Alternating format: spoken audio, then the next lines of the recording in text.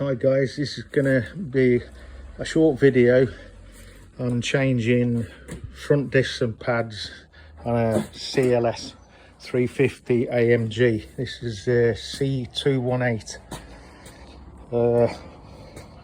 Obviously, first thing you're gonna do before jacking it up and taking the wheel off is take the top off the brake reservoir. Yeah.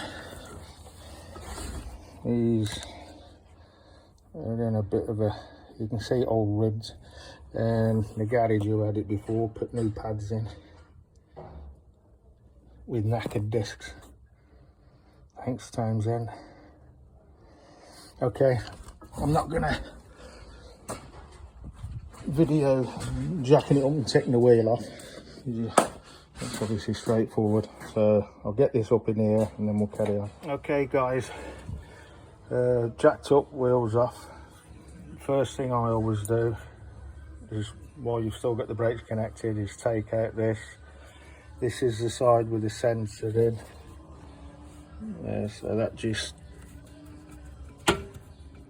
pops out, and it should be a little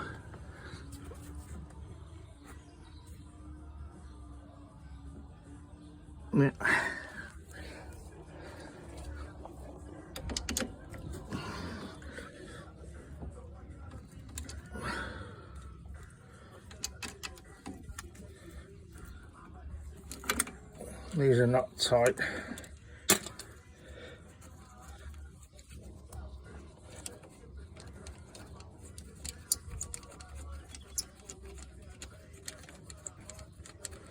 You have to excuse them doing this with one hand.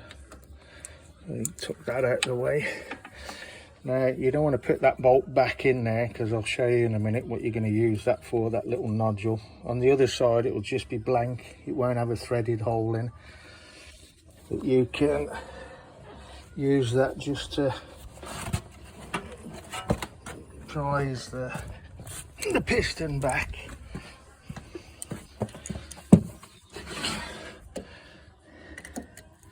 Right. Now we've got a new sensor, so I'm not going to use this one. These sensors are only about £6–7 from Mercedes themselves. New discs and pads, £225. Pads are more expensive. Excuse the... But basically that's what you want to be doing, and then prise it together just to force the piston back. See, I'm trying to do this with one hand, which is a little awkward.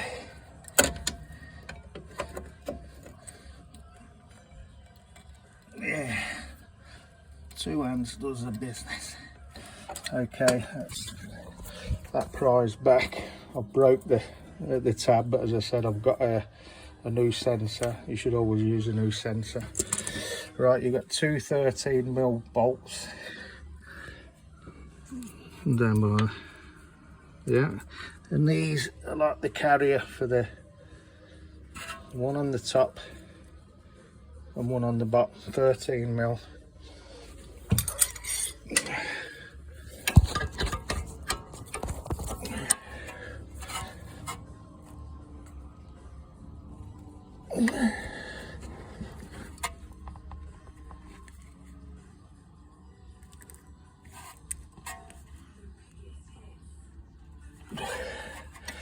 These are not tight. These have got, or should have, Loctite on them. A little bit of Loctite, but you get new bolts with a kit that have already got the Loctite. So anyway, we undo that, and then the bottom one.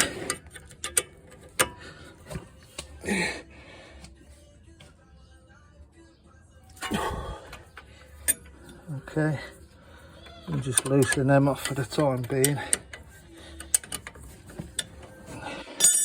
Right, where are we? Right, disc.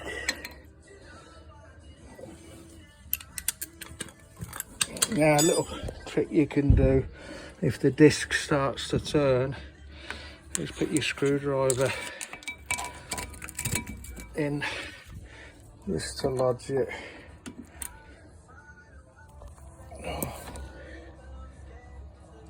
There you go. That's loosened up. Right.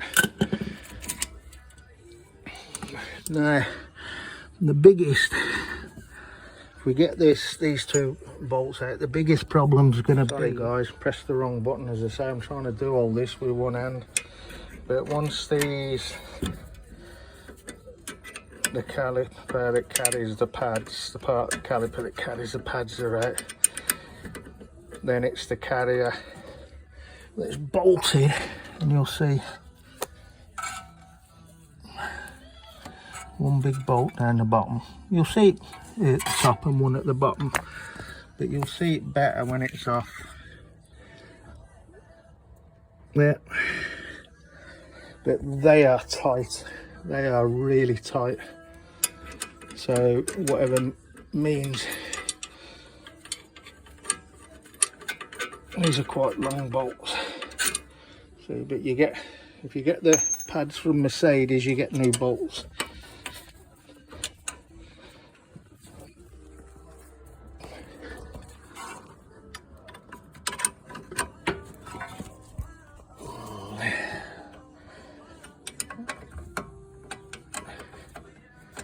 I need something to strap on my head, a camera. There's the bottom one out. And basically,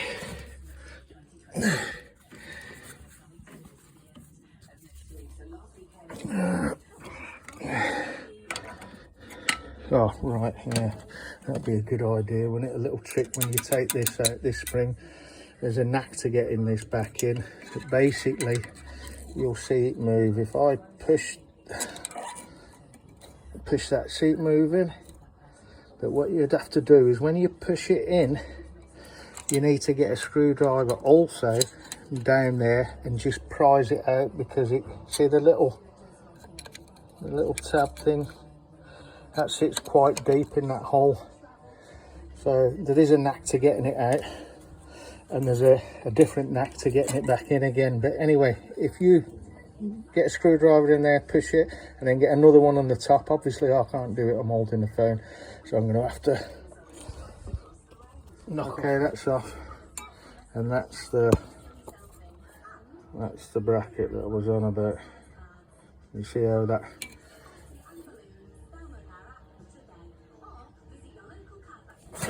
debs into that hole. Yeah, but just be careful, if you prise it out a bit sharpish, it'll fly off like a bullet. Right, now that's it. There we go. Calipers.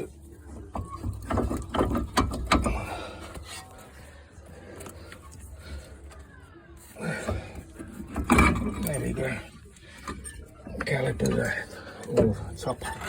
The outside of the calipers off. And that's what you're left with. Right. Now, as I say, at the back, you got the bolt there and a bolt at the top. Now I'm going to undo them. They're 18mm. I'll undo them now, but they are tight. They are tight. These actually should slide. These slide it pins. So if they're a bit seized, it's worth taking them out and lubing them up. Okay, back in a little while. Okay guys, them bolts were so tight.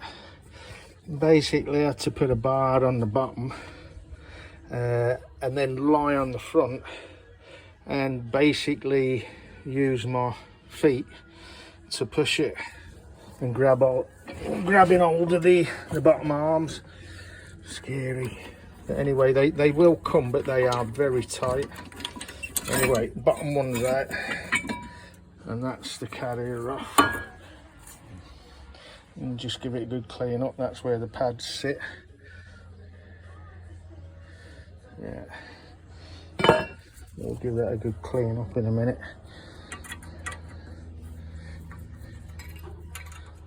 But they're easy. They're very easy to fit. They're very heavy discs, I know that.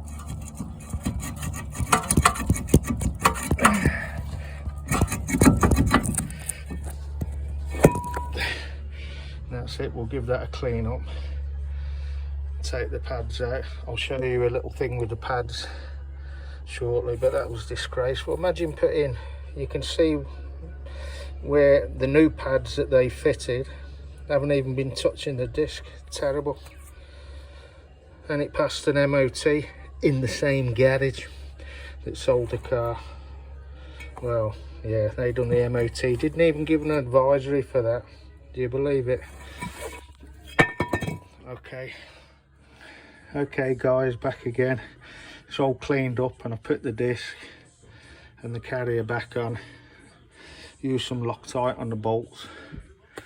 A lot of people always wonder about the grey primer like stuff on the discs, the new discs that you get from Mercedes, and it's just a protection coating. But I asked the service guy at Mercedes, and he told me you don't have to clean them off, although some people do. The first few revolutions or brake usages and you'll take this off, but the beauty of it is you should keep it on other parts of the disc, which actually prevents it from corroding too quickly. So it's entirely up to you, but you don't have to take this off. It'll take you bloody ages anyway. Okay, another thing before I put these with your pads, you'll get, you see where it says this is for the right hand, and that's, it obviously faces up. So just remember that, right and left. Yeah, and it faces up. Also on the back of the opposite pad, it's got a locator. Are you all right? Yeah, sort of. See the locator, and this actually peel this off. See, I think that's just like an anti-squeal thing. But anyway, I'll put these back in, and then I'll get back and show you that spring, that little trick trying to get that spring back in. Okay guys, a little trick I had for getting that clip back in. Use like a G-clamp, compress it until you get it opposite the hole, and then if you take a little hammer or something just to knock, oh, I can't show you, because just not to knock the arm in top and bottom, and it should pop into place. If you can see anything from there, there it goes.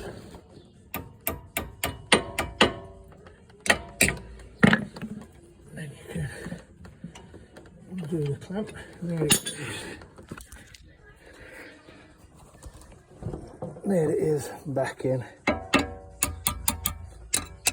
As long as it's, them two bands are flush with it, you can see it's in there. As long as these two tabs are flush with the back, then you're good to, that's it, all done. The only other thing is the speed sensor. I bolted it back on. It's just a case of pushing it back in.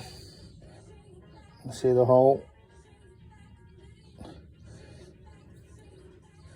and then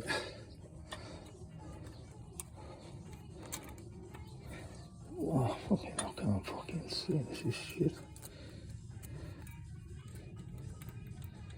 Oh, bloody hell. Light's going.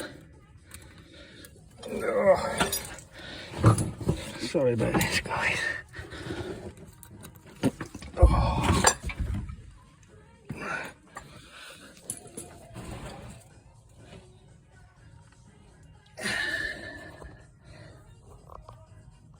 Oh, this is shit. I don't know about a camera on me head. I need a dick on my head. Yeah, I know, dickhead.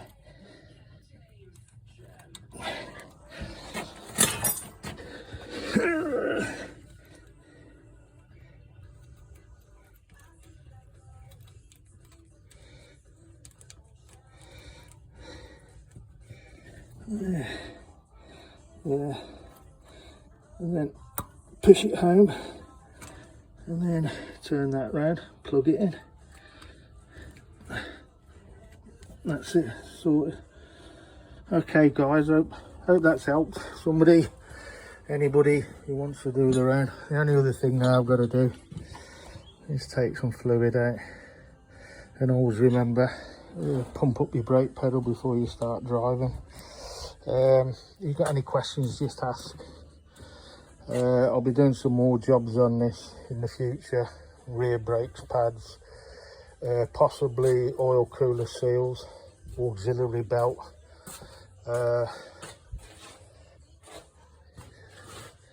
Yeah, that's it. Okay, cheers guys, bye. Yeah, it's not a speed sensor obviously, it's the brake sensor. Yeah, right. Okay, bye.